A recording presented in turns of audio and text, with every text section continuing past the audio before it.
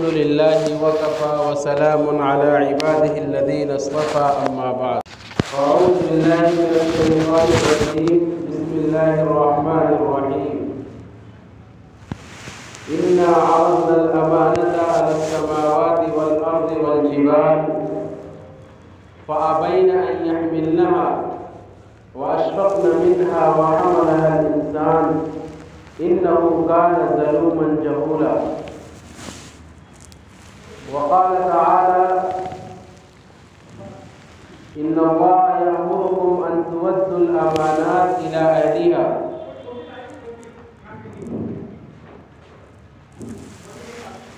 وقال النبي صلى الله عليه وسلم ثلاث من كن فيه كان منافقا خالصا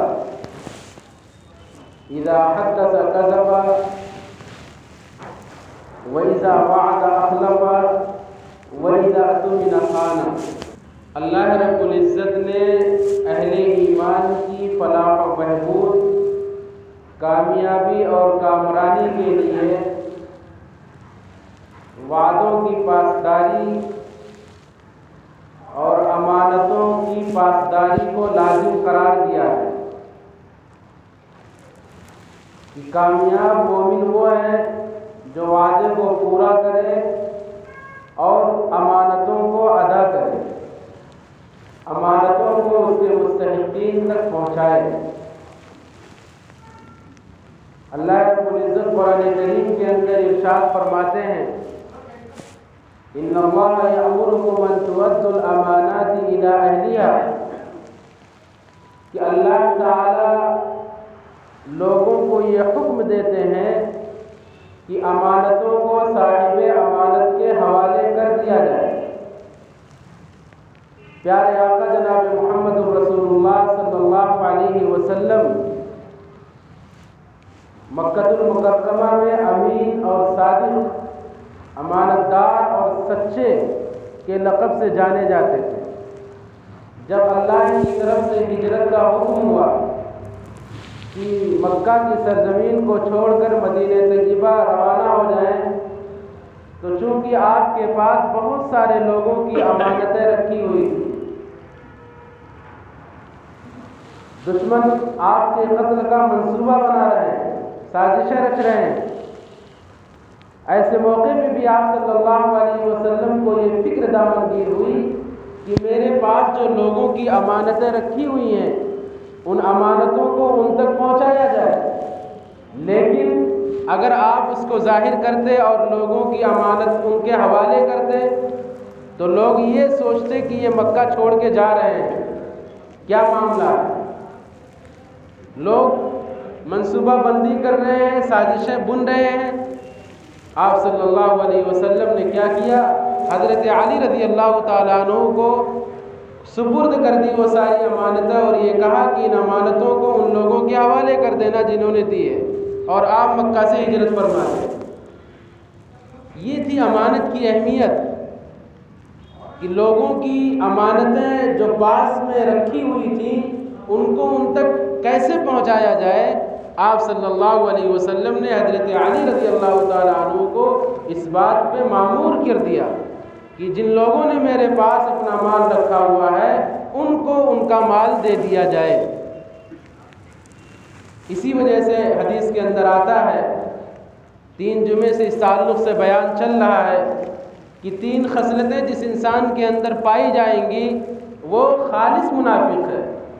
ایک تو وعدہ کرے اور اس کو پورا نہ کرے، دوسری خرابی کہ اس کے پاس امانت رکھی جائے اور امانت میں خیانت کرے، اور تیسری خرابی یہ ہے کہ جب وہ گفتگو کرے تو جھوٹ بولے اور جھوٹ کا سہارا لے۔ یہ 3 خصلتیں جس انسان کے اندر پائی جائیں گی وہ خالص منافق ہے، کیونکہ یہ کام منافقین کا ہے کہ بات بات پہ جھوٹ بولتے ہیں، ان کے پاس امانتیں رکھی جاتی ہیں تو اس کی کوئی پرواہ نہیں ہوتی، اور جب وعدہ کرتے ہیں تو اس کو وفا نہیں کرتے۔ اللہ رب العزت نے فرمایا کہ امانت میں خیانت یہ سنگین گناہ ہے، یہ بہت بڑا گناہ ہے۔ آج ہمارے معاشرے کے اندر یہ خرابی موجود ہے۔ کسی کے پاس اگر مال رکھ دیا جائے کسی کے پاس کوئی شے اشیاء رکھ دی جائے تو آدمی اس کو بے دریغ خرچ کرتا ہے، اور جو وقت مقرر کیا جاتا ہے اس وقت کے اوپر اس کو ادا نہیں کرتا۔ صحابہ کرام رضوان اللہ تعالی علیہم اجمعین نے اس پر عمل کر کے دکھلایا۔ آپ صلی اللہ علیہ وسلم نے ہجرت کے موقع پر اس پر عمل کیا۔ آج ہم خائن ہو گئے، خیانت کرنے والے ہو گئے، امانتوں کا کوئی پاس و لحاظ نہیں ہے۔ آپ صلی اللہ علیہ وسلم نے ارشاد فرمایا تھا کہ ایک زمانہ ایسا آئے گا جب ایمان کی قوت اور طاقت کمزور پڑ جائے گی تو لوگوں کے دلوں سے امانتوں کی اہمیت کا تصور نکل جائے گا، اور بہت مشکل سے گاؤں یا کہیں شہر میں اکا دکا لوگ نظر آئیں گے جو امین کہلائیں گے۔ آج وہ زمانہ ہے کہ آدمی کسی کے بارے میں یہ نہیں کہہ سکتا کہ یہ امین ہے۔ بہت کم ایسے لوگ نظر آئیں گے جن کے بارے میں لوگوں کی زبان پہ یہ ہوتا ہے کہ ارے وہ آدمی بہت اچھا ہے، اس کے پاس مال رکھ دو وہ امین ہے۔ دور دور تک آدمی صاحب امانت نظر نہیں آ رہا ہے۔ لا ایمان لمن لا امانت لا ولا دین لمن لا عہد لا۔ اس شخص کا ایمان مکمل نہیں جس کے اندر امانت کی پاسداری نہیں۔ وہ زمانہ چل رہا ہے، بہت دور میں جا کر کے کوئی آدمی امین نظر آ رہا ہے کہ اس کے پاس اپنی امانتیں رکھ دو۔ امانت کا ایک مفہوم یہ ہے کہ آپ کے پاس کوئی آدمی مال رکھ دے اور اس کا ایک وقت متعین کر دے کہ فلاں وقت میں اپنی چیز کو حاصل کر لوں گا، لے لوں گا۔ ایک مفہوم امانت کا یہ ہے۔ حالانکہ امانت کے اور بھی بہت سارے پہلو ہیں۔ ایک پہلو تو یہ بھی ہے کہ کسی کے پاس مال رکھا جائے اور وہ مال اس کے حوالے کر دیا جائے، وہ آدمی اس کو خرچ نہ کرے، اس میں تصرف نہ کرے۔ امانت کے اور دیگر پہلو بھی ہیں، ان پہلوؤں کو آپ کے سامنے بیان کرنا ہے۔ لیکن اس سے پہلے اس امانت کو سمجھیے۔ اللہ رب العزت نے اسی امانت کے متعلق قرآن کریم کے اندر فرمایا اِنَّا عَرَضْنَا الْأَمَانَةَ عَلَى السَّمَاوَاتِ وَالْأَرْضِ وَالْجِبَالِ فَأَبَيْنَ أَنْ يَحْمِلْنَهَا وَأَشْفَقْنَ مِنْهَا وَحَمَلَهَا الْإِنسَانُ إِنَّهُ كَانَ ظَلُومًا جَهُولًا۔ کہ اللہ تعالیٰ نے اس امانت کو دنیا بنانے سے پہلے آسمان، زمین، پہاڑ، ان تینوں کے سامنے اس امانت کو پیش کیا تھا۔ امانت کیا تھی؟ امانت یہی تھی کہ ہم تم کو عقل دیں گے، سمجھداری تمہارے اندر آئے گی، اور تم کو ہم منزلیں دکھائیں گے۔ اچھے کام کرو گے تو جنت ملے گی، اور برے کام کرو گے تو جہنم مستقر اور ٹھکانہ بنے گی۔ یہ امانت تھی کہ ہمارے حکموں کو مانو گے تو جنت پاؤ گے، حکموں کی خلاف ورزی کرو گے تو جہنم میں جاؤ گے۔ اس امانت کو اللہ رب العزت نے سب سے پہلے آسمان کے سامنے پیش کیا۔ آسمان نے یہ کہا کہ اس امانت کا میں متحمل نہیں ہو سکتا، اس امانت کو میں اٹھا نہیں سکتا، میرے اندر تحمل اور برداشت نہیں ہے۔ اگر میں اس امانت کو نہیں اٹھا پاؤں گا تو جہنم میرا مقدر بنے گی، اس لیے میں اس امانت کی بوجھ کے اٹھانے سے قاصر ہوں۔ اللہ رب العزت نے اس امانت کو زمین کے سامنے پیش کیا کہ زمین تیرے اندر تو نباتات، جمادات، ساری چیزیں اگتی ہیں، اور تیرے اندر سخت چیز بھی ہے، تو اس امانت کو اٹھا لے۔ زمین نے بھی انکار کر دیا کہ اگر اس امانت کے اٹھانے میں مجھ سے کوتاہی ہوئی تو میرا ٹھکانہ جہنم ہو جائے، اس لیے میں اس امانت کو نہیں اٹھا سکتا۔ اللہ رب العزت نے اس امانت کو پہاڑوں کے سامنے پیش کیا کہ ہم تم کو عقل دیں گے، سمجھ دیں گے، فہم دیں گے، اور اچھا کام کرو گے تو جنت میں جاؤ گے، اور برے کام کرو گے تو جہنم میں جاؤ گے۔ تم اتنے سخت ہو، اتنے سنگ ہو، لیکن پتھر نے بھی انکار کر دیا۔ اللہ رب العزت نے اس امانت کو دنیا بنانے سے ہزاروں سال پہلے تمام انسانوں کی روحوں کو عالم ازل کے اندر چیوٹی کی شکل میں پیش کیا، اور اللہ نے اس امانت کی پیشکش کی، اس امانت کو ان تمام لوگوں کے سامنے پیش کیا جس میں ہم اور آپ بھی موجود تھے، سبھی لوگ موجود تھے۔ اس امانت کو انسان نے اٹھا لیا کہ ٹھیک ہے میں اس امانت کو اٹھاؤں گا۔ وہ امانت یہی تھی کہ تم کو سچی پکی کتاب دی جائے گی، اللہ کے احکامات کے پورا کرنے کا وعدہ دیا جائے گا، تم ان احکامات کو پورا کرو گے تو اللہ نے جو جنت مقرر کی ہے اس میں جاؤ گے، اور اگر احکام کی خلاف ورزی کرو گے تو جہنم میں جاؤ گے۔ اس امانت کو انسان نے اٹھایا اور اس کا تحمل کیا، انسان اس کا متحمل ہوا۔ آج امانتوں کا تصور ہمارے ذہنوں سے نکل گیا. ہم لا الہ الا اللہ محمد الرسول اللہ کا اقرار کرتے ہیں کہ اللہ کے سوا کوئی لائق عبادت نہیں، اور لاسٹ میسنجر اور آخری نبی جناب محمد الرسول اللہ صلی اللہ علیہ وسلم کا لایا ہوا دین برحق ہے، اور آپ اللہ کے سچے فرستادہ اور پیغمبر ہیں. ہم نے اقرار کیا ہے. کیا اس اقرار کا ہمارے نزدیک کوئی پاس و لیاز ہے؟ ہم اللہ کے علاوہ کے سامنے اپنی پیشانی کو جھکاتے ہیں، غیر اللہ سے ہم مدد مانگتے ہیں، غیر اللہ سے ہم بھیک مانگتے ہیں. کیا اللہ سے اقرار کا یہی مطلب ہے؟ ہماری زندگی نبی کے طریقے کے خلاف ہے.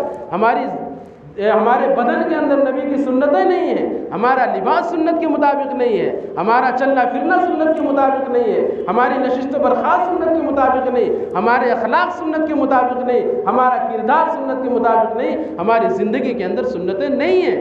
یہ کون سا اقرار ہے؟ یہ کون سا قول و قرار ہے؟ یہ کون سے اس کلمے کی پاسداری ہے؟ تو امانتوں کا تصور قیامت کے قریب نکل جائے گا. آپ صلی اللہ علیہ وسلم نے یہ پیشین گوئی آپ صلی اللہ علیہ وسلم نے فرمائی. اکا دکا امین آدمی کو نظر آتا ہے. امانت کا ایک مفہوم جہاں یہ ہے کہ اگر آپ کے پاس کوئی آدمی کوئی مال کوئی چیز رکھ دے اور ایک وقت مقرر کر لے اور اس وقت میں آپ اس کے حوالے کر دو، یہ بھی ایک پہلو ہے. امانت کے اور بھی بہت سارے پہلو ہیں جو آپ کے سامنے بیان کرنا ہے کہ اللہ رب العزت نے یہ جو ہمیں زندگی دی ہے، جو اللہ تعالیٰ نے ہم کو وجود بخشا ہے، یہ بھی امانت ہے. کتنا ہم اس کا احترام کرتے ہیں، کتنا ہم اس کا خیال رکھتے ہیں. زندگی ہم اللہ کے حکموں کے مطابق گزار رہے ہیں، ہم زندگی سنت رسول اللہ کے مطابق گزار رہے ہیں، ہم اپنی زندگی کو آپ صلی اللہ علیہ وسلم کی نورانی سنتوں کے مطابق چلا رہے ہیں؟ بالکل نہیں. اس تعلق سے ہمارے اندر بڑی کوتاہی ہے، بڑی کمی ہے. اللہ رب العزت نے زندگی دی ہے، یہ زندگی امانت ہے. اللہ نے جو یہ اعضاء دیے ہیں یہ امانت ہیں. اسی لیے خودکشی حرام ہے. اسی لیے اگر کوئی آدمی آتم ہتیا کر رہا ہے تو اللہ کے نزدیک مجرم ہے، وہ آدمی گنہگار ہے. خودکشی کرنا یہ اسلام کے نقطہ نظر سے حرام قرار دیا گیا ہے، کیونکہ اس زندگی کے ہم مالک نہیں. اللہ نے جو ہمیں اعضاء دیے، سر دیا، دماغ دیا، ہاتھ دیے، پاؤں دیے، دل دیا ہے، بدن دیا ہے، ہم اس کے مالک نہیں ہیں، ہم اس کے امین ہیں. اس لیے اگر ہم اپنے ہاتھوں کا ناجائز استعمال کریں گے تو یہ امانت میں خیانت ہے. اگر ہم اپنی آنکھ کا ناجائز استعمال کریں گے تو یہ آنکھوں کے ساتھ خیانت ہے. اگر ہم اپنے قدموں کا غلط استعمال کریں گے تو یہ قدموں کے ساتھ خیانت ہے.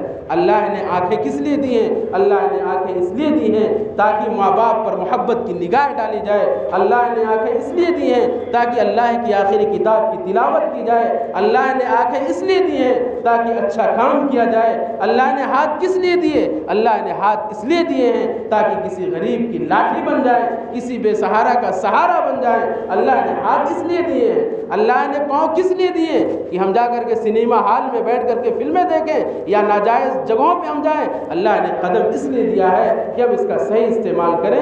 جمعے کا دن ہو مسجد جائیں، نماز کا وقت ہو دکان چھوڑ کر کے ہم مسجد کے اندر پہنچیں. کوئی آدمی پریشان حال ہے تو ہم چل کر کے اس آدمی کے پاس جائیں. یہ قدموں کا صحیح استعمال ہے. یہ ساری چیزیں ہمارے لیے امانت ہیں، ہم اس کے مالک نہیں ہیں. اس لیے اگر کوئی آدمی یہ کہتا ہے کہ میرا ایک ہاتھ لے لو، اس کے لیے اس کا سودا کرنا جائز نہیں ہے. کوئی آدمی یہ کہہ دے کہ تم میری جان لے لو، اس بات پہ دوسرے آدمی کو یہ حق ہی نہیں ہے کہ اس آدمی کی وہ گردن اڑا دے، کیونکہ آدمی اپنی جان کا مالک نہیں، اپنے اعضاء کا مالک نہیں ہے. ہاں انسان اگر یہ کہے تم میرا مال لے لو تو اس کی اجازت ہے، لیکن جان لینے کی اجازت نہیں ہے. چاہے انسان کتنا بھی لکھ کر کے دے دے، کتنی بھی شہادتیں دے دے، لیکن اجازت نہیں ہے کہ وہ اس کے کسی عضو کو تلف کیا جائے یا اس کو کاٹ دیا جائے. تو اللہ رب العزت نے جو ہمیں اتنی قیمتی زندگی دی ہے، یہ زندگی ایک امانت ہے. اس امانت کے ہم کتنا پاس کر رہے ہیں، ہر انسان خود محاسبہ کر سکتا ہے. پاؤں سے لے کر کے سر تک انسان یہ دیکھ سکتا ہے کہ کیا میری زندگی سنت کے مطابق ہے، کیا میرا بدن سنت کے مطابق ہے، کیا میرا لباس سنت رسول اللہ کے مطابق ہے. ہر انسان اپنے بارے میں اچھی طریقے سے جانتا ہے. تو آج امانتوں کا تصور لوگوں کے قلوب سے اور دلوں سے نکل چکا ہے. خودکشی حرام ہے. اس کی وجہ یہی ہے کہ انسان اپنی جان کا مالک نہیں ہے، انسان امین ہے. وکیل ہے، اللہ رب العزت نے اس کو تصرف کا اختیار دیا ہے، استعمال کرنے کی اجازت دی ہے۔ اس کا مطلب یہ نہیں کہ وہ ناجائز جگہوں میں اس کو صرف کرے، اس کا یہ مطلب ہرگز نہیں کہ وہ معصیت اور گناہ کی جگہ میں اپنے ہاتھ، ناک، کان وغیرہ کا استعمال کرے، ورنہ یہ امانت میں خیانت کہلائے گی۔ امانت کا اسی طریقے سے ایک مفہوم یہ بھی ہے کہ اگر کوئی آدمی سرکاری ملازم ہے، اس کی 8 گھنٹے کی ڈیوٹی ہے اور وہ 6 گھنٹہ ڈیوٹی میں صرف کرتا ہے اور 2 گھنٹے اپنے ذاتی کام میں لگاتا ہے، تو وہ 2 گھنٹے کی جو تنخواہ لیتا ہے اس کے لیے تنخواہ لینا حرام اور ناجائز ہے۔ ایک مزدور ہے، مزدوری کرتا ہے، اس کو 10 گھنٹے کی ڈیوٹی دی گئی ہے اور وہ مزدور مالک کو نظر انداز کر کے 10 گھنٹے کی ڈیوٹی، وہ 8 گھنٹے ڈیوٹی کرتا ہے اور 2 گھنٹہ جو گپ شپ میں لگاتا ہے، اس 2 گھنٹے کی جو اجرت لے گا اس کے لیے لینا حرام اور ناجائز ہے۔ یہ بھی امانت کے اندر خیانت ہے۔ انسان کو عہدہ دیا گیا، کوئی منصب اس کے حوالے کیا گیا، کوئی ذمہ داری اس کو دی گئی۔ ہر عہدے دار، ہر منصب والا اپنے منصب کے تئیں امین ہے۔ اگر وہ عہدے کا غلط استعمال کرتا ہے تو امانت کے ساتھ وہ خیانت کر رہا ہے۔ اللہ کی عدالت میں ایسوں کی گردنیں ناپی جائیں گی۔ آج ہمارے درمیان یہ ساری صورتحال موجود ہے، ہمارے معاشرے میں یہ خرابیاں موجود ہیں۔ یہ مزدور مزدوری کر رہا ہے، 4 گھنٹے کی ڈیوٹی ہے، 2 گھنٹے کرتا ہے اور 2 گھنٹے جو ہے فضولیات، حفوات اور بکواس میں لگا دیتا ہے۔ وہ 2 گھنٹے کا جو پیسہ لے رہا ہے اس کے لیے لینا حرام اور ناجائز ہے۔ ایک مدرس ہے، مدرسے کے اندر پڑھاتا ہے، مدرسے میں 8 گھنٹے ہوتے ہیں، 8 گھنٹے کا اس کو درس دینا ہے، 8 بجے اس کو آنا ہے۔ اگر وہ 8:10 پہ آ رہا ہے تو یہ جو 10 منٹ کی تاخیر اس نے کی ہے یہ امانت کے اندر خیانت ہے، یہ خیانت کر رہا ہے۔ آج امانت کے بارے میں تو ہم صرف اتنا جانتے ہیں کہ کسی کا مال کسی کے حوالے کر دیا جائے اور اس کا ایک وقت متعین کر دیا جائے اور اس وقت میں وہ جو چیز ہے، وہ جو امانت ہے، صاحب امانت کے حوالے کر دی جائے۔ بلا شبہ یہ بھی اس کا ایک پہلو ہے، لیکن یہ زندگی، یہ اعضا، یہ بھی ہمارے لیے امانت ہیں۔ اگر ہم ان کا غلط استعمال کریں گے تو ہم اللہ کی نگاہوں میں مجرم کہلائیں گے، اللہ ہم کو ان سب چیزوں کی سزا دے گا۔ حضرت عبداللہ ابن عمر رضی اللہ تعالی عنہما ایک بڑے جلیل القدر صحابی ہیں اور متبع سنت ہیں۔ ان کے بارے میں آتا ہے کہ وہ مدینے کے قریب ایک دسترخوان پہ بیٹھے ہوئے تھے اور ان کے ساتھ ان کے دوستوں کی بھی جماعت موجود تھی۔ اتنے میں ایک چرواہا ان کے پاس سے گزرتا ہے۔ چرواہے سے حضرت عبداللہ ابن عمر رضی اللہ تعالیٰ عنہما نے یہ فرمایا، آؤ ہمارے ساتھ کھانا کھا لو۔ اس چرواہے نے یہ کہا کہ میرا تو روزہ ہے۔ حضرت عبداللہ ابن عمر رضی اللہ تعالیٰ عنہ نے فرمایا، اتنی شدت کی گرمی کے اندر اور ایسے ماحول کے اندر کون سا تم روزہ رکھے ہو؟ کیا نفلی روزہ رکھنا فرض ہے؟ اس چرواہے نے یہ کہا کہ نفلی روزہ ہے میرا، یہ کوئی فرض روزہ نہیں ہے، خالی وقت ہے، میں نے روزہ رکھ لیا۔ حضرت عبداللہ ابن عمر رضی اللہ تعالیٰ عنہ نے اس کا امتحان لینا چاہا اور یہ کہا کہ ایسا کرو، تم روزے سے بھی ہو، بکریاں چراتے ہو، ایک بکری ہمیں دے دو، قیمتاً دے دو، ہم اس کو ذبح کریں گے اور اس کا کچھ گوشت تم کو بھی دے دیں گے تاکہ تمہاری افطاری کے کام آ جائے۔ چرواہے نے یہ کہا کہ یہ بکریاں میری نہیں ہیں، میں ان کا مالک نہیں ہوں، میں تو صرف امین ہوں، یہ تو میرے پاس امانت ہے، میں نہیں دے سکتا۔ حضرت عبداللہ ابن عمر رضی اللہ تعالیٰ عنہ امتحان لینا چاہ رہے تھے۔